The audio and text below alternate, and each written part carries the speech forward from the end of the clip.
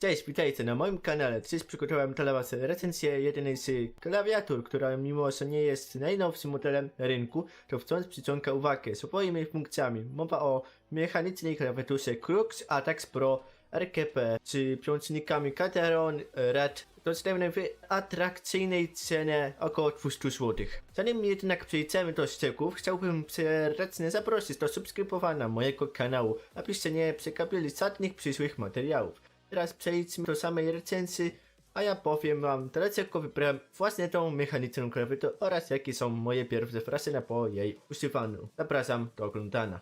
Wychodząc teraz do tej klawiatury, zaczynamy od jej designu i wykończenia. Klawiatura Crux Atax Pro RKP wyróżnia się nowoczesnym stylem, takim można powiedzieć nietypowym, nie ma takiej podkładki na kartki, nie ma też takich grubych otoczki wokół klawiatury. Jest po prostu minimalna, można powiedzieć. Korpus jest wykonany z trwałych materiałów, ale jednak nie wszystko. Przełączniki Cateron Red, które znajdują się pod każdym klawiszem, oferują precyzyjne i responsywne doznania podczas każdego naciśnięcia.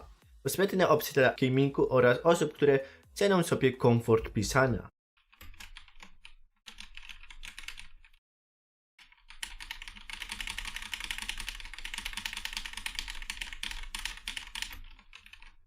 Co do podświetlenia RGB, klawisze Crux Atax Pro niezawodnie oferuje szeroką gamę kolorów i efektów, które możesz dostosować do swojego gustu. Oczywiście dostęp do tych opcji znajdziesz w oprogramowaniu sterującym, którym umożliwia pełną personalizację. Klawiatura ma pełny anti-ghosting, czyli N-key rover. W sterownikach dostępnych na stronie producenta można zmienić kolory i efekty podświetlenia, nagrywać makra i przepisywać pinty oraz zmieniać pewne funkcje, jak na przykład pulling rate. Warto również podkreślić, że cena tej klawiatury jest w okolicach 200 zł. Sprawia to, że jest to atrakcyjna propozycja dla osób, które szukają solidnego sprzętu gamingowego bez konieczności wydawania fortuny.